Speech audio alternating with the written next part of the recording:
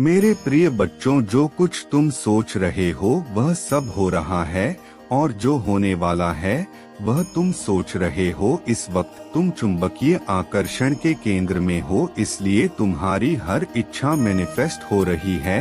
परमात्मा कहते हैं, प्रिय पुण्य आत्माओं, मैं देख रहा हूँ तुम्हारी ऊर्जा कितनी स्थिर और एकाग्र है। इस वक्त तुम बहुत ही अच्छा महसूस कर रहे हो। तुम्हारे ब्रह्मानंद में आनंद की तरंगे उत्पन्न हो रही हैं। तुम्हारा हृदय अपार खुशी की खबर महसूस कर रहा है। मेरे प्रिय, आज का यह सुखद संदेश यदि तुम्हें मिला है तो निश्चित ही इसमें तुम्हारे लिए एक बहुत अद्भुत गुण रहस्य छुपा हुआ है। जब कोई चीज हमें इतनी बड़ी लगने लगेगी, उसे पाने की चाहत भी समाप्त हो जाए, और अचानक यदि वही चीज तुम्हें दे दी जाए तो कैसा होगा। कोई ऐसी इच्छा जो असंभव लगती है, जिसे पाने के लिए कोई व्यक्ति वर्षों संघर्ष करता है, उसके बाद भी उसे ऐसा महसूस हो कि यह इच्छा मेरे भाग्य से बड़ी है, यह चीज मुझे जीवन में कभी प्राप्त नहीं हो सकती। तभी उसे हताशा की स्थिति में अचानक ही कोई उसे यह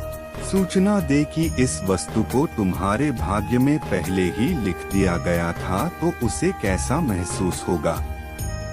शायद उसकी खुशी को शब्दों में व्यक्त करना कठिन हो, जैसे बिना वायु के किसी के प्राण निकल रही हों और उसे वायु मिल जाए तो उसे कैसा लगेगा। मन में आनंद, कृतज्ञ, आभार और भावनाओं की अनेकों लहरें आंखों में आंसू बनकर झलकने लगेगी। मेरे प्रिय, यह तुम्हारे साथ होने वाला है।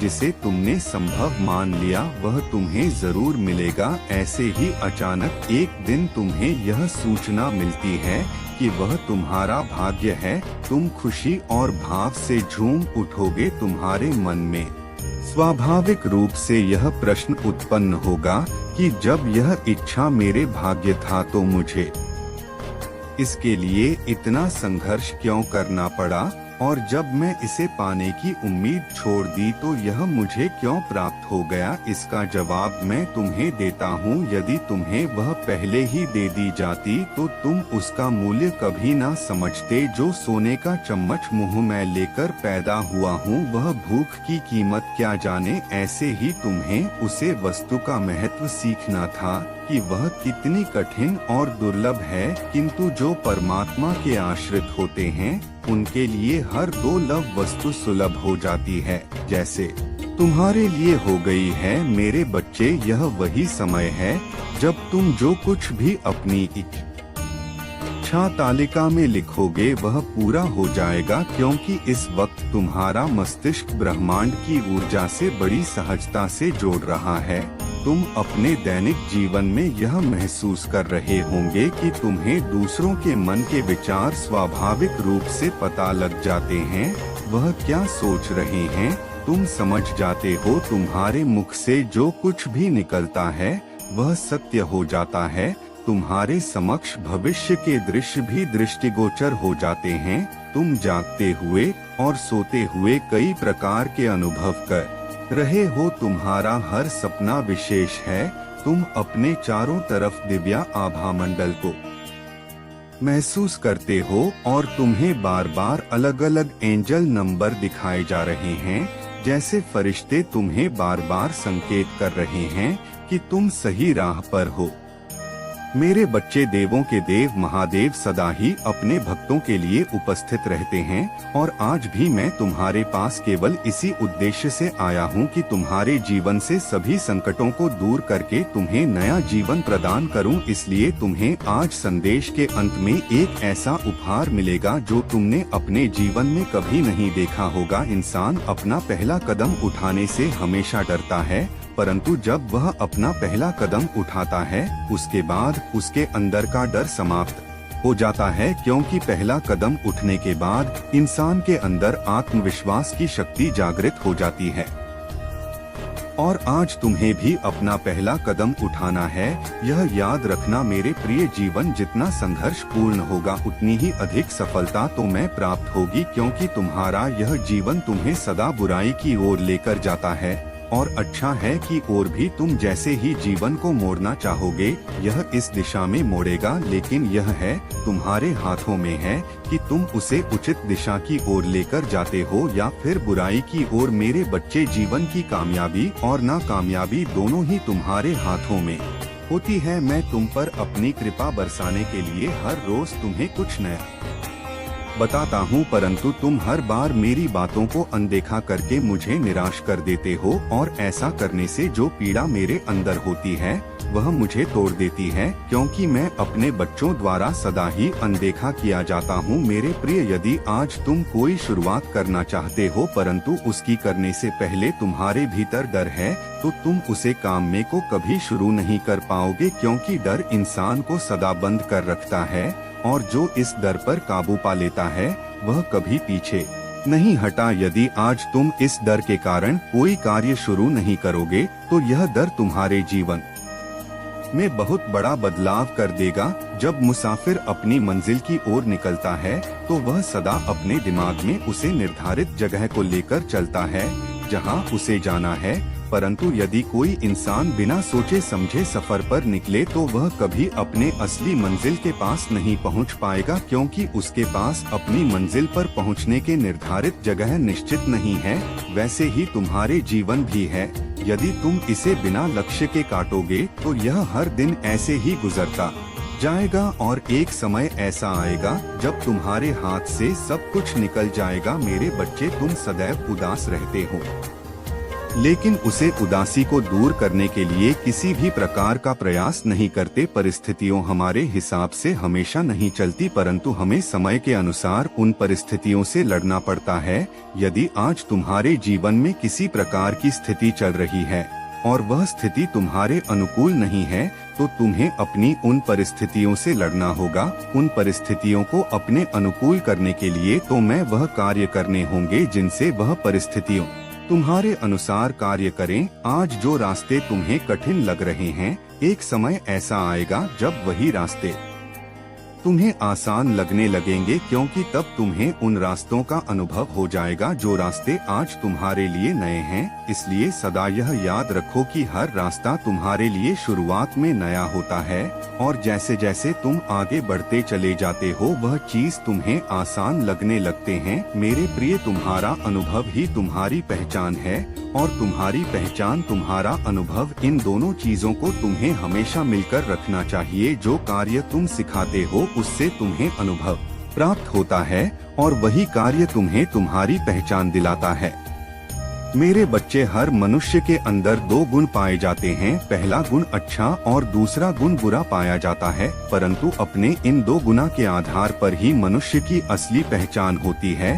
जिन बच्चों के अंदर अच्छे गुण पाए जाते हैं वह अपने जीवन में हर कदम में कामयाबी को हासिल करते हैं और जो बच्चे अपने अंदर बुरे गुणा का संचार करते हैं वह जीवन भर बुराई के मार्ग पर चलते रहते हैं। यदि तुम बुराई के मार्ग पर चल रहे हो तो उसे मार्ग को अभी छोड़ दो, क्योंकि बुराई का मार्ग सदा ही दुख कार्य होता है, वह सदा तुम्हें दुख प्रदान करेगा। मेरे प्रिय, दुख सदा ही तुम्हें परेशानी के मार्ग पर ले जाता है और सुख सदा तुम्हें कामयाबी के मार्ग पर लेकर जाता है। इसलिए बुराई का मार्ग छोड़कर अच्छाई के मार्ग पर चलना सीखो, अन्यथा तुम्हारे जीवन में कुछ भी ठीक नहीं रहेगा। जिस प्रकार सूर्य दिन में अपनी रोशनी से पूरे जगत को प्रकाशित करता है और अंधकार में चंद्रमा अपनी शीतल रोशनी से पूरे जगत में शीतलता प्रदान करता है, उसी प्रकार तुम्हें भी अपने जीवन में परिस्थितियों के अनुसार स्वयं को शीतल और जोशीला बनाए रखना होगा। यदि तुम अपने जीवन में परिस्थितियों के अनुसार नहीं चलोगे तो तुम्हारा यह जीवन व्यर्थ चला जाएगा। मेरे बच्चे, परिस्थितियों ही जीवन में हमें आगे लेकर जाती हैं और परिस्थितियों ही हमें पीछे लेकर भी आती हैं। मेरा क्रोध सदा उन लोगों पर रहता है जो अपने जीवन में आलस और भोग विलास के चक्कर में अपने इस संपूर्ण जीवन को व्यर्थ कर देते हैं। यह आलस तुम्हारे जीवन में उस दिमक का काम करता है जो धीरे धीरे तुम्हारे पूरे जीवन को निगल जाता है और जब तक तुम इस आलस रूपी दानव को अपने जीवन में रखोगे तुम हमेशा ही इस संसार में दुखी और परेशान रहोगे। मेरे प्रिय, अपनी स्थिति को पहचानने की कोशिश करो। जिस प्रकार अंधकार में एक छोटा सा दीपक रोशनी का कार्य करता है, उसी प्रकार तुम्हें अपने जीवन में कभी हार नहीं माननी चाहिए, क्योंकि यदि तुम आज हार मानोगे तो कल तुम्हारे जीवन में यह है निश्चित होगा कि तुम अब अपने जीवन में कुछ भी नहीं कर सकते। मेरे बच्चे, हर से लड़ना सीखो। हर इस जीवन में किसी भी समस्या का समाधान नहीं है। तुम्हारी सभी समस्याओं का समाधान स्वयं तुम हो। यदि आप महादेव जी पर विश्वास रखते हैं तो इस वीडियो को लाइक करके चैनल को सब्सक्राइब कर लें। अधिकतर लोग अपने समय को उन चीजों में व्यतीत करते हैं जो चीज उनके जीवन में कोई महत्व नहीं रखती, और जब यह समय निकल जाता है तो वह व्यक्ति परेशान होकर रोने लगता है और इस बात के लिए कोसता है कि ईश्वर ने उसके जीवन में कुछ भी अच्छा नहीं किया, जबकि यह सारी गलती वह स्वयं करता है।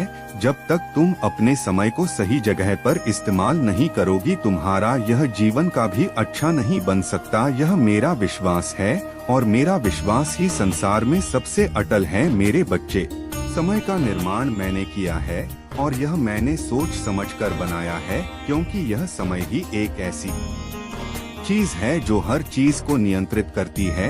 इस समय के अनुसार ही तुम पैदा होते हो और पैदा होने के बाद धीरे धीरे जैसे समय व्यतीत होता जाता है, तुम्हारी उम्र बढ़ने लगती है।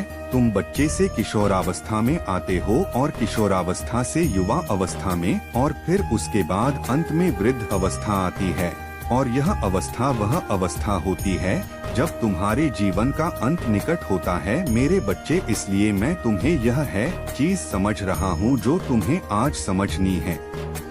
मेरे बच्चों में तुम्हारा है महादेव तुम्हारे लिए काफी समय से एक खास संदेश अपने पास बचा कर रखा था। आज वह समय आ गया है कि मैं तुम्हें अपना संदेश देने के लिए स्वयं धरती लोक पर आया हूँ। मेरे बच्चे, आज तुम मुझे निराश नहीं करो, क्योंकि मैं तुमसे कुछ सवाल पूछना चाहता हूँ जिनके जवाब तुम्हें मुझे देने होंगे, और उसके लिए तुम्हें मेरे संदेश को अंत तक सुनना होगा। मेरे बच्चे, मैं तुम्हारा कल्याण चाहता हूँ, लेकिन तुम हमेशा से मुझे निराश करते आए हो और आगे भी निराशा करोगे। मैं नहीं चाहता कि तुम ऐसे कार्य करो जिसे मुझे निराश हो। मेरे बच्चे, मेरे लिए तुम उसे छोटे बच्चों की तरह हो जो अपनी माता के बिना एक पल भी नहीं रह सकता, और आज तो मैं भी अपने प्रभु की बातें मानकर अपने जीवन में नए कार्य करने शुरू करने हैं। मेरे बच्चे, जीवन का सबसे बड़ा उद्देश्य यह है कि चाहे तुम कितनी ही कठिन परिस्थितियों में क्यों ना आ जाओ, परंतु यदि तुम अपने माँ के भीतर इस बात को निश्चित कर लो कि तुम्हें यह कार्य करने हैं, तो तुम हर प्रकार से सभी कार्य कर सकते हो। लेकिन यह भी सत्य है कि यदि तुम अपने जीवन में अपने मन से हार गए तो तुम कुछ नहीं कर सकते, और यह जीवन की सबसे बड़ी कड़वी सच्चाई है। महादेव जी अपने भक्तों को कल्याण करते हैं, और आज जब तुम इतने उदास हो तो उन्होंने मुझे तुम्हारे पास भेजा है ताकि मैं परेशानी को दूर करूं। मेरे बच्चे, इस संसार में महादेव की सबसे ऊंचे हैं। जब तुम्हें कोई परेशानी होती है तो उसे समय तुम अपने महादेव को याद करना। मैं सदा अपने भक्तों की सुनता हूँ और तुम मेरे सबसे प्रिय भक्त हो, इसलिए मेरे बच्चे मैं तुम्हें यह बात समझा रहा हूँ।